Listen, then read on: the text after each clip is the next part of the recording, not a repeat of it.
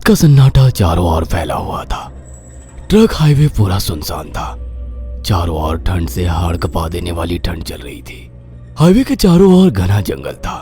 उसी हाईवे पर एक मर्सिडीज दौड़ रही थी। उसमें 3 लोग सवार थे, राहुल, निधि और उनकी 10 साल की बेटी तानिया। राहुल अपने दोस्त सैफ के घर ईद की पार्टी में शामिल होने के लिए गया था और पार्टी करके घर लौट रहा था। निधि ने मुस्कुराकर ड्राइव करते हुए राहुल से कहा, कुछ भी कहो राहुल, आज तो ईद की पार्टी में मजा आ गया। हाँ, मेरा दोस्त बहुत ही बिंदास और हंसी मजाक करने वाला व्यक्ति है। मैंने देखा उसके घर पर शहर की एक से एक बड़ी हस्ती थी, मगर फिर भी वो उन सबको इग्नोर करके हमें इम्पोर्टेंस दे रहा था। हाँ, देगा क्यों नहीं, आखिर मेरा दोस्त जो है। सच में राहुल, अमेरिका से इंडिया लौटकर बहुत अच्छा फील हो रहा है। वैसे तुम्हारा दोस्त सचिन अभी तक नहीं आया अमेरिका से? निधि की बात सुनकर राहुल चौंक कर बोला, ओह शिट यार, उसका फोन आया था कि वो इंडिया आ रहा है। उसने बोला था कि मुझे एयरपोर्ट पर पिक कर ले। निधि बहुत नाराज होगा वो। कोई बात नहीं, उससे बोल देना कि तुम्हें बिल्कुल याद नहीं रहा और फिर तुम्हें सैफ की इनवाइट की हुई ईद पार्टी में भी तो शामिल होना था। निधि ने इतना बोला ही था कि उसकी बेटी तानिया ने अपनी माँ की ओर देखकर कहा, मुझे भूख लगी है माँ, और प्यास भी। तानिया की बात पर निधि ने बुरा सा मुंह बनाकर उसकी ओर देखकर कहा, पार्टी में तो इतना खाया था तुमने, फिर भी भूख लगी है। निधि की बात पर तानिया ने मासूम सा चेहरा बनाकर कहा, कोई बात नहीं मम्मी, मुझे पानी ही पिला दीजिए। कितनी बार बोला है मुझे मम्मी मत बोला करो। पानी अभी नहीं है, आगे जाकर कोई शॉप पड़ेगी तो बोतल खरीद के दे दूंगी। निधि की बात पर राहुल ने मुस्कुराकर कहा, छोटी बच्ची है निधि, इतना नाराज होना सही नहीं है। राहुल ने इतना कहा ही था कि अचानक एक काली परछाई राहुल की कार के सामने आकर खड़ी हो गई। राहुल के पैर अचानक ब्रेक पर पड़ गए। गाड़ी तेज रफ्तार में थी। ब्रेक अचानक लगने से पलटते पलटते बाल बाल बची थी। राहुल के चेहरे पर भयानक ठंडी में भी पसीने की बूंद टपकने लगी। वो दोनों कार से बाहर निकल आए। निधि ने डरते हुए कहा, आखिर कौन था ये? ऐसा लगा जैसे कि कोई भयानक काली परछाई मेरे कार के सामने आकर खड़ी हो गई हो। वह दोनों काली रात के सन्नाटे में इधर उधर देखने लगे।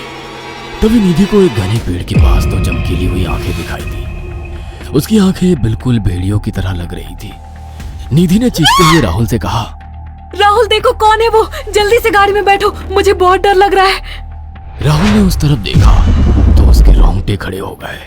वो दोनों गाड़ी के अंदर बैठने ही वाले थे कि अचानक एक अजीब सा चेहरा वाला भयानक सा आदमी बिजली की रफ्तार से उनके सामने आकर खड़ा हो गया। राहुल ने देखा कि उसका चेहरा बिल्कुल सड़ा हुआ था और उसकी आंखें भेड़िए की तरह चमक रही थी। उसके लंबे लंबे बाल उसके कंधे तक आ रहे थे और उसके दांत भेड़िए की तरह बाहर की ओर निकल रहे थे। हाथों की जगह नुकीले पंजे थे।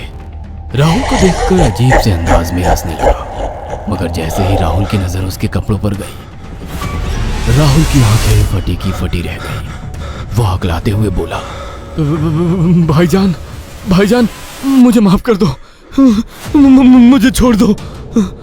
राहुल ने इतना कहा ही था कि अचानक उस अजीब से दिखने वाले भयानक आदमी ने अपने पंजों से राहुल की गर्दन कसकर पकड़ ली और एक ही सेकंड में उखाड़ कर जमीन पर फेंक दी। राहुल के धड़ से लाल रंग का खून का फुहारा फूट पड़ा।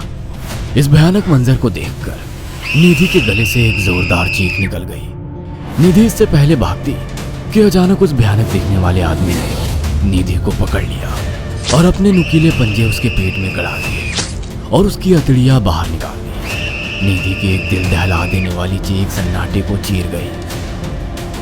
अचानक हवा का एक बवंडर उठा और वो भयानक सा दिखने वाला व्यक्ति देखते ही देखते बवंडर के साथ गायब हो गया। तानिया ने डरते डरते निधि के मोबाइल से पुलिस और सैफ को बुला लिया और कुछ ही देर में वहां चारों ओर पुलिस की गाड़ियां थी। पुलिस ने राहुल के दोनों दोस्त सैफ और सचिन को वहीं बुला लिया। इंस्पेक्टर अर्जुन ने दोनों से कहा, मैंने ऐसी हत्याएं अपने करियर में कभी पहले नहीं देखी। ये काम तो ना किसी जानवर का लगता है, ना ही किसी इंसान का। सचिन कपकपाती हुई आवाज में बोला, आप कहना क्या चाहते हैं? कुछ कह नहीं सकता।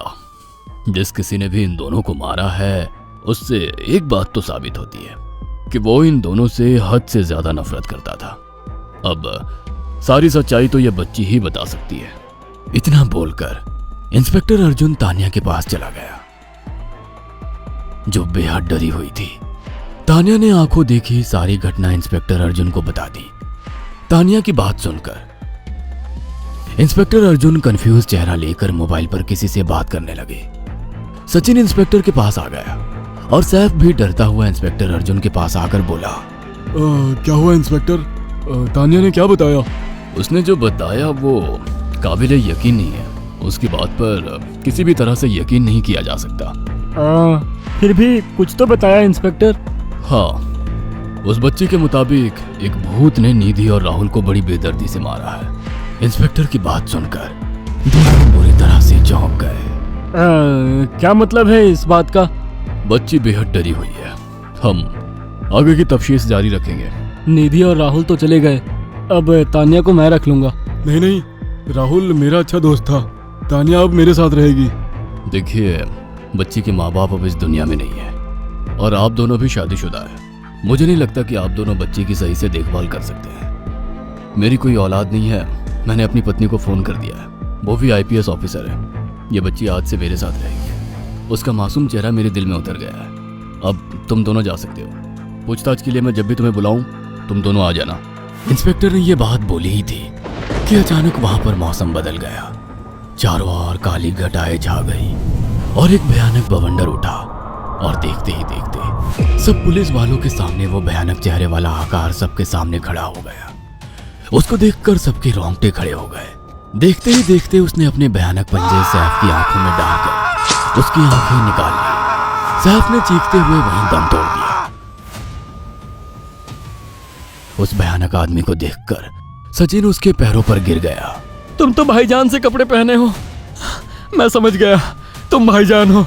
मुझे माफ कर दो भाईजान, मुझे यहाँ से जाने दो। मैंने कुछ नहीं किया था। वो भयानक चेहरे वाला गुर्राते हुए बोला, बता इन सबको कि ये सब इतनी भयानक मौत क्यों मरे। सचिन दौड़ता हुआ इंस्पेक्टर अर्जुन के पास गया और बोला, मैं जानता हूँ इसने इन तीनों को क्यों मारा। इसका नाम भाईजान था। जब ये जिंदा था ये किसी का भाई किसी की जान था।